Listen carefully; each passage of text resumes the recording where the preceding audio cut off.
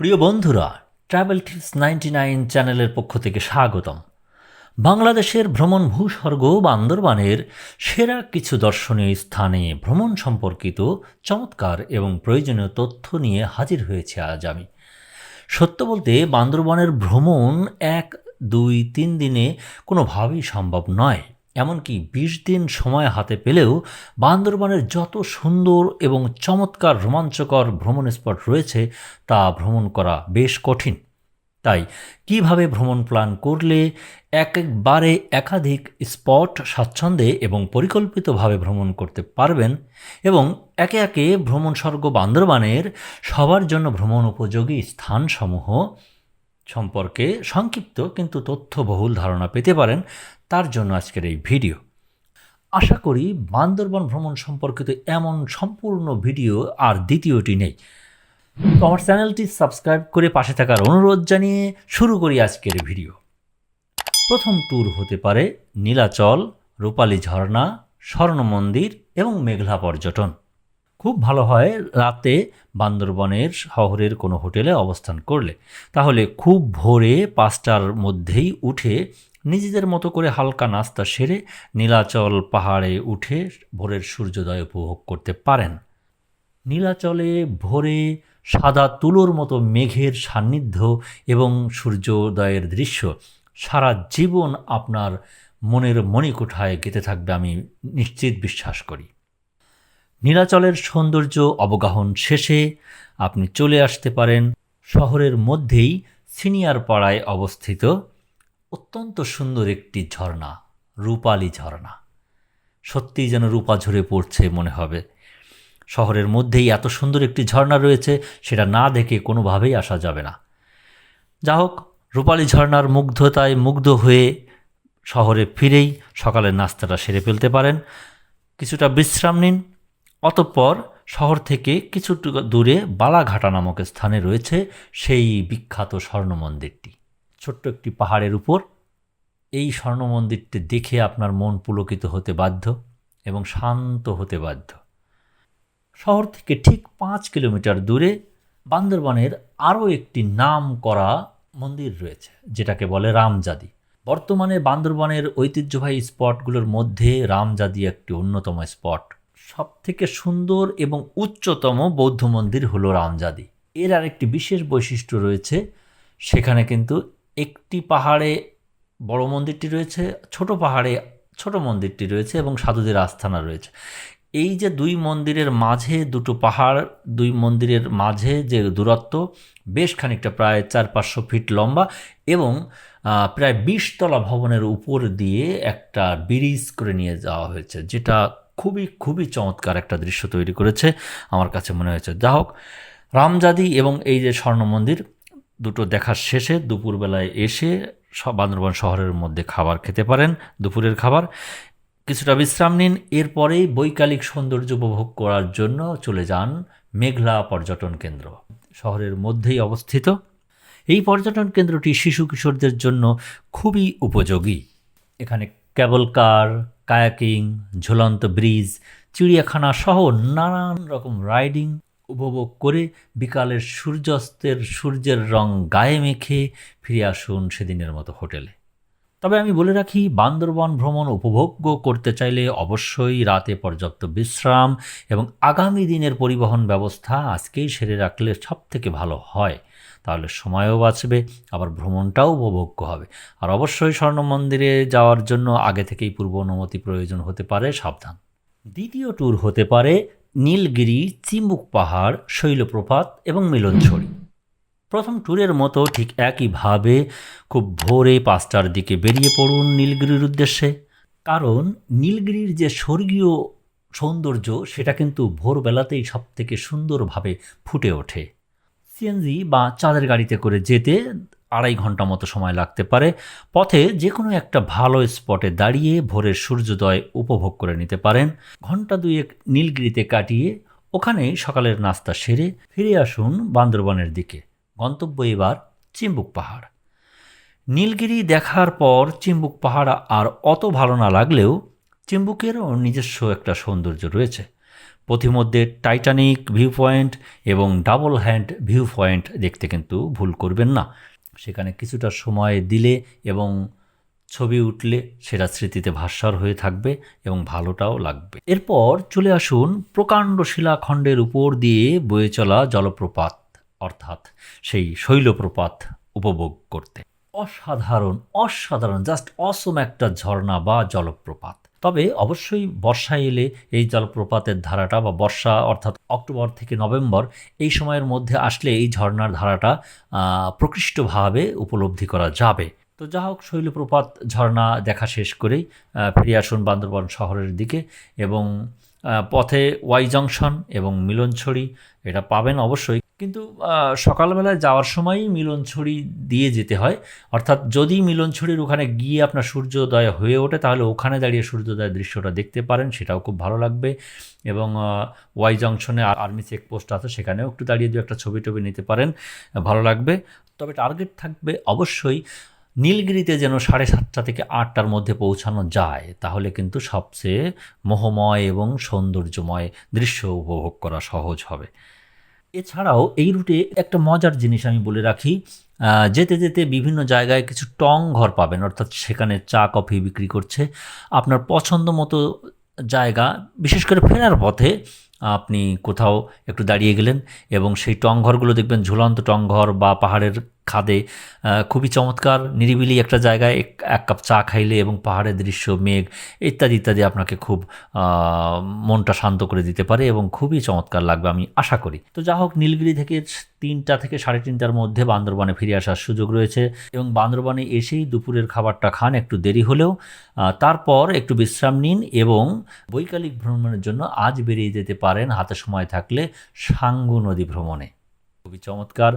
সাঙ্গু নদীর রিমাক্রি অংশটা অনেক সুন্দর এবং ভয়ঙ্কর বা রোমাঞ্চকর, কিন্তু সাঙ্গু নদীর বান্দরবান শহরের মধ্য দিয়ে যেটা বয়ে গেছে সেটা কিন্তু শান্ত প্রকৃতির, খুব একটা খরস্রোতা নয় এবং খুবই উপভোগ্য হবে। দুপাশে পাহাড়, ছোটোখাটো পাহাড় রয়েছে এবং মারমাদের জীবন বৃত্তান্ত অর্থাৎ মারমাদের জীবন প্রণালী বয়ে চলেছে এই নদীর ধারের দুপারে এবং চাইলে যে কোনো একটি পাড়ায় আপনি উঠে তাদের সান্নিধ্য গ্রহণ করে আসতে পারেন।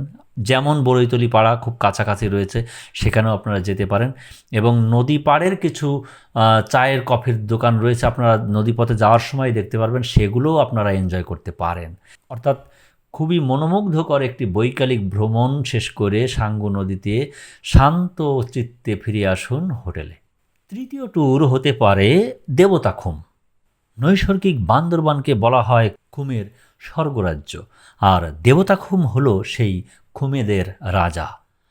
50 থেকে 70 ফিট গভীর আর 600 ফিট দীর্ঘ এই খুম বান্দরবানের রোয়াংছড়িতে অবস্থিত। বান্দরবান থেকে একদিনেই দেবতাখুম গিয়ে ফিরে আসা যায়। খুব সকালে সিএনজি বা বাসে রোয়াংছড়ি যেতে হবে এবং সেখান থেকে কচ্ছপতলি, তারপর শিলাবান্ধা পাড়ার মধ্য দিয়ে ট্রেকিং করে অবশেষে বাসের ভেলায় চড়ে দেবতাখুম। যেতে সময় নিবে 3 থেকে 3.5 ঘন্টা।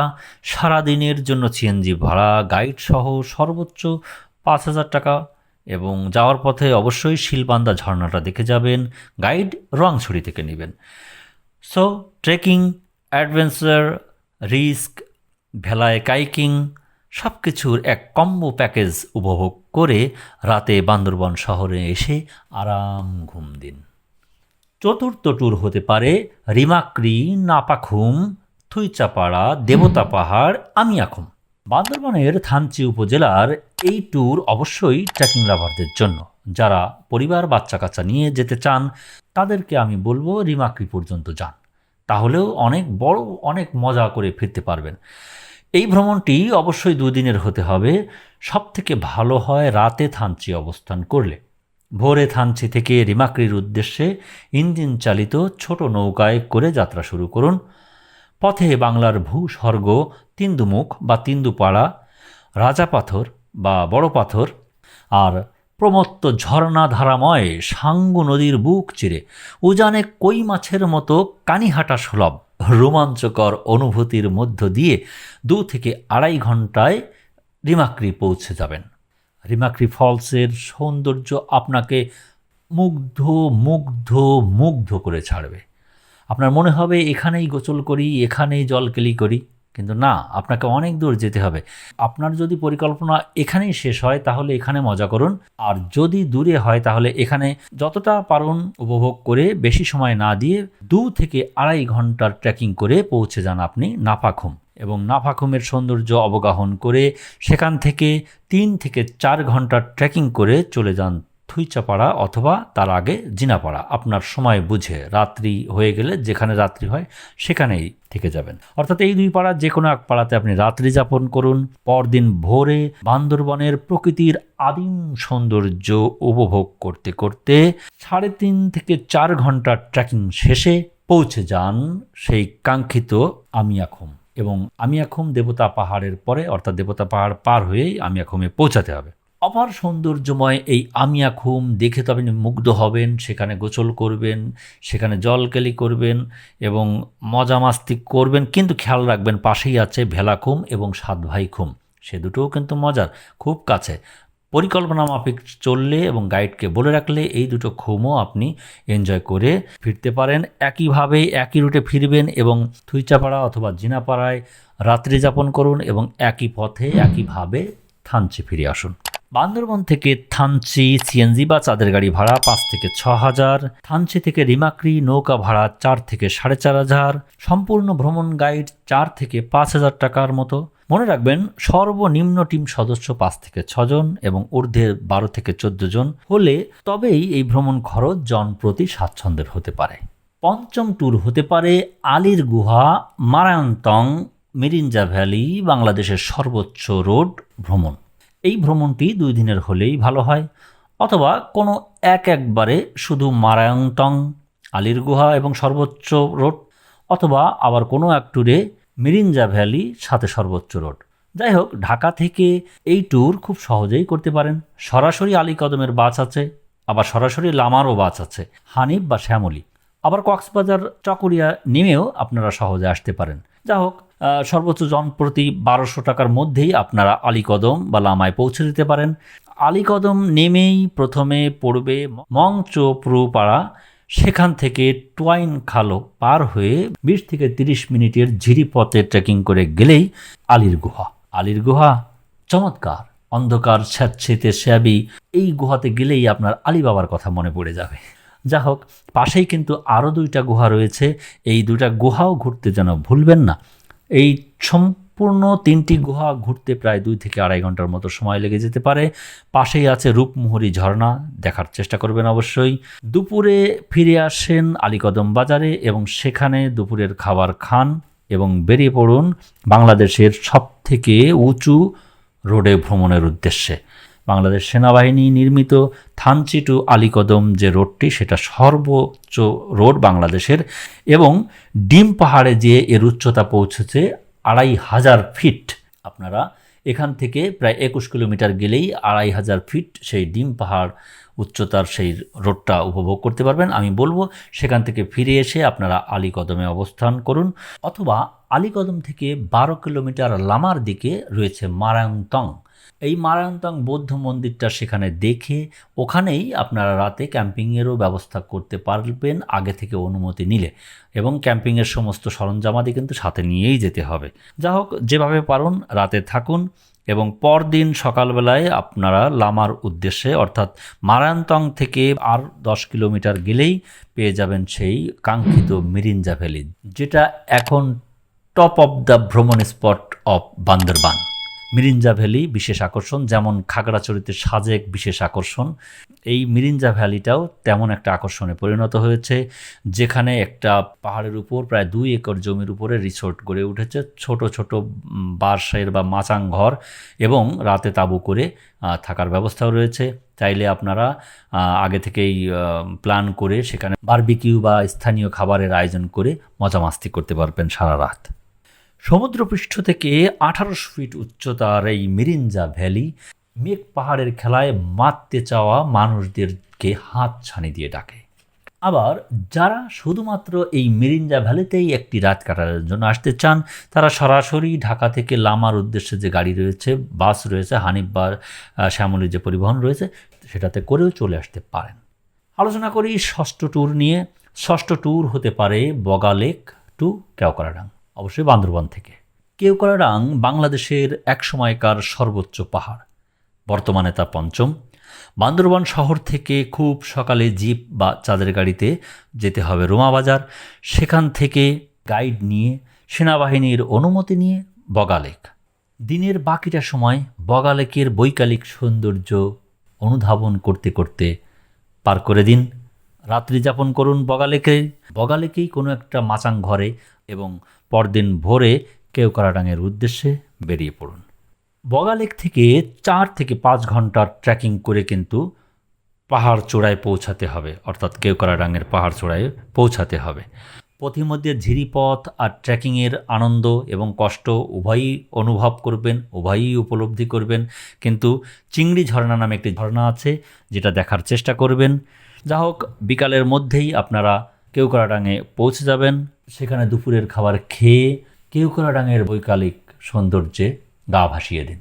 চমৎকার অনুভূতি সেখানে পাবেন, বিচিত্র রকম অনুভূতি পাবেন এবং নিজেকে প্রথমবারের মতো বাংলাদেশের একসময়কার সর্বোচ্চ পাহাড় চূড়ায় অধিষ্ঠিত হতে পেরে অবশ্যই মনে হবে ফ্ল্যাগটা হাতে ধরে দাঁড়িয়ে থাকি। সেখানেই রাতে থাকার ব্যবস্থা রয়েছে। রাতে তাদের সাথে পাহাড়িদের সঙ্গে খাবার খেয়ে তাদের সঙ্গে মজা মাস্তি করে খুব ভোরে উঠে কেওক্রাডাংয়ের পাহাড়ে থেকে প্রথম সূর্যোদয় দেখার চেষ্টা করুন এবং মেঘের সঙ্গে আলিঙ্গন করুন। অবশেষে বান্দরবানের উদ্দেশ্যে ফিরতি যাত্রা ঠিক যেভাবে গিয়েছিলেন সেভাবেই আবার বগা লেক হয়ে রুমাবাজার হয়ে বান্দরবান।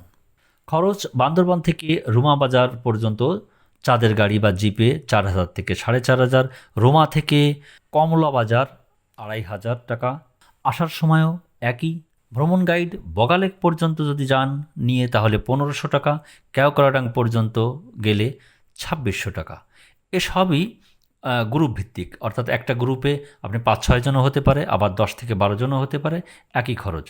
রাতে কেওক্রাডাং এবং বগা লেকে থাকা 200 টাকার মতো, আর খাওয়া নিজেদের সাধ্য মতো।